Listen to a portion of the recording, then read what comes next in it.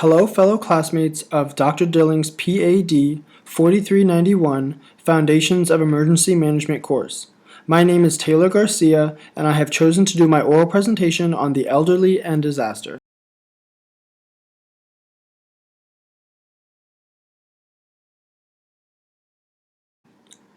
Throughout this presentation, I will be discussing three main topics. The first being the factors that make the elderly population significantly vulnerable both during and after natural disasters. The second is the complications that are associated with the evacuation of the elderly during natural disasters. Lastly, I will discuss preparatory measures that are necessary to both promote the safety of and minimize the vulnerability of the elderly during natural disasters.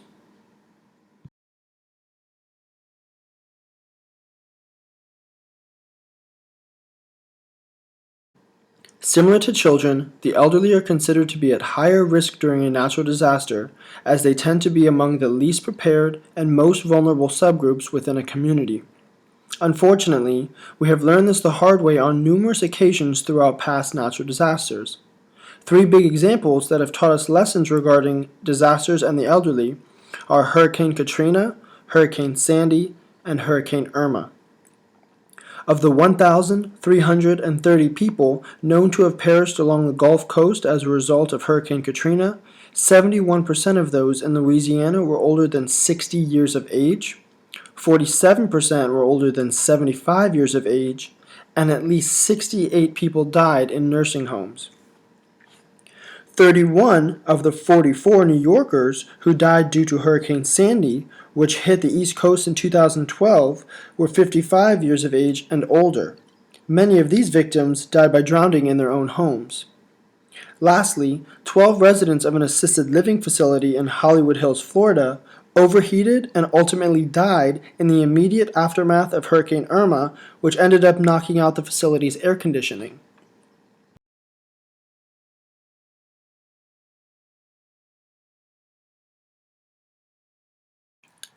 There are many factors that contribute to the vulnerability of the elderly population both during and after a natural disaster.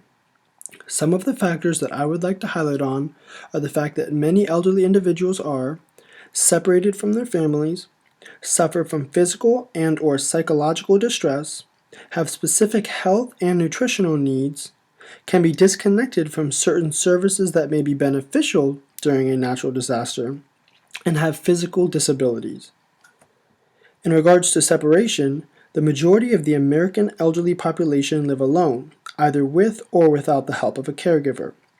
It can be tough for senior adults to fend for themselves during times of natural disaster, and due to their isolation, they can easily be forgotten. Natural disasters can also be quite stressful for the elderly.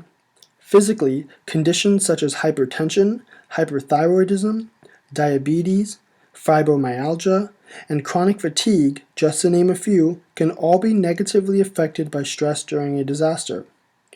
Psychologically, such a catastrophic event can be very scary, which can induce fear, and seniors may even have bad memories or flashbacks of other traumatic events that have occurred in their lives.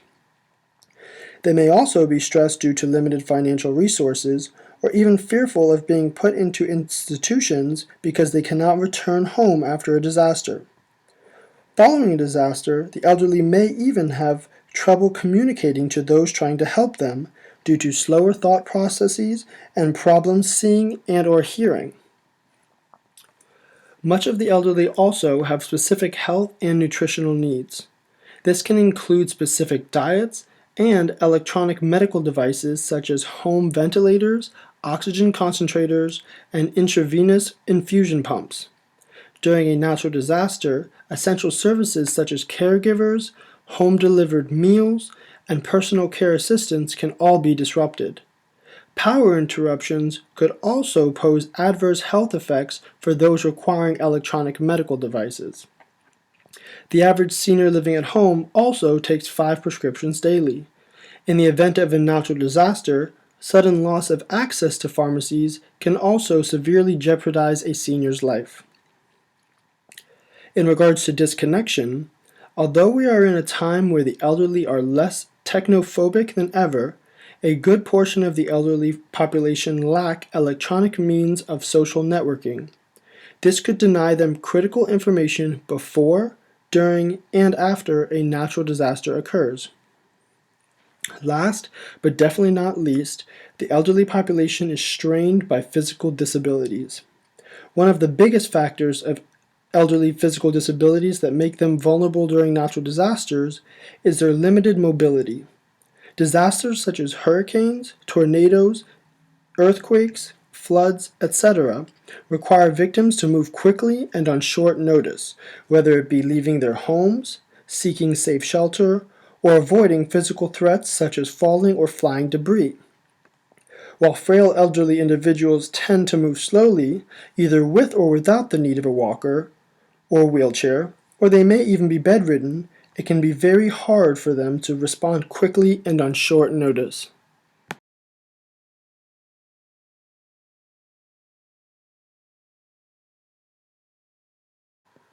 Due to the vulnerability factors previously discussed, it can be quite difficult to evacuate the elderly population before or during a natural disaster. When it comes to the evacuation, the elderly require the most attention out of all of the subgroups of a community. Like children, the elderly can be very dependent during evacuation, but don't simply have their parents to rely on. A large percentage of the elderly population need assistance outside of their household. Ambulances, medical staff, and many valuable resources are allocated to assisting the elderly during an evacuation. Unfortunately, for seniors living at home on their own, emergency services are legally obligated to aid residential care facilities and hospitals first. Speaking of residential care facilities, the evacuation of nursing homes can be very tricky. For fragile patients who need oxygen, intravenous medications, or even life support, evacuation can be very dangerous. A 2017 study found that there was a sharp increase in mortality among nursing homes that evacuated during an emergency compared to those who sheltered in place. Not only can it be challenging to leave the facility, it can be difficult to find a safe space prepared to house such a fragile group of people for days at a time. Transferring these residents to the hospitals seems very instinctive, but this impairs a hospital's ability to care for those who need urgent care. For seniors living on their own, they will have to rely on family and friends. But let's say grandparents decided to move to Florida to retire and are away from all of their family, and their friends are probably around the same age and in the same dependent situation. How are they supposed to evacuate? Overall, as you can see in the chart provided, the elderly population can have difficulty evacuating during a natural disaster, as unlike the non-elderly, they may depend on electricity for life support systems, they may depend on others to allocate life support resources, they may depend on medications, and they oftentimes depend on others for transportation.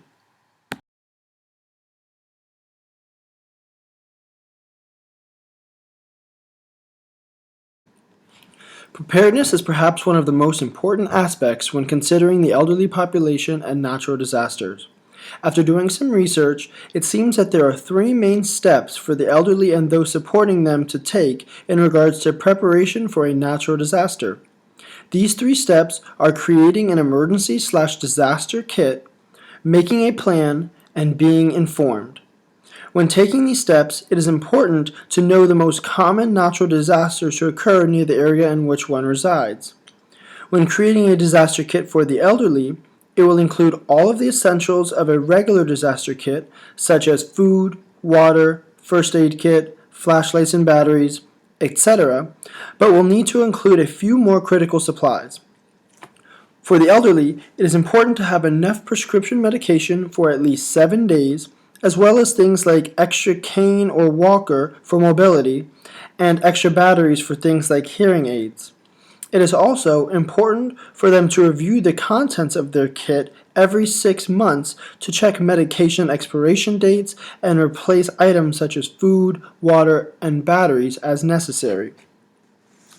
When making an emergency/disaster plan, it is important for the elderly to meet with their family and others in their support network so that they can all be on the same page.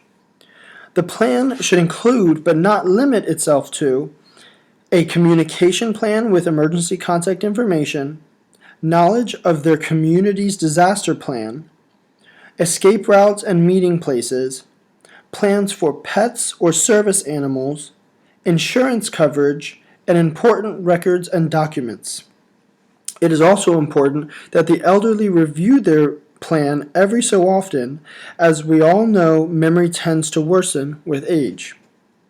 The last step of preparedness is being informed.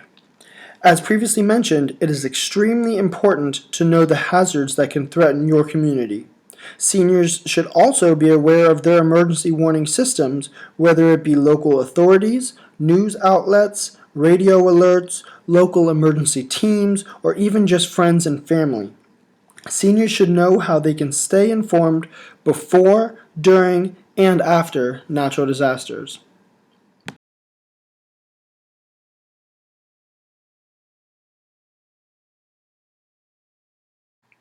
This concludes my presentation on disasters and the elderly.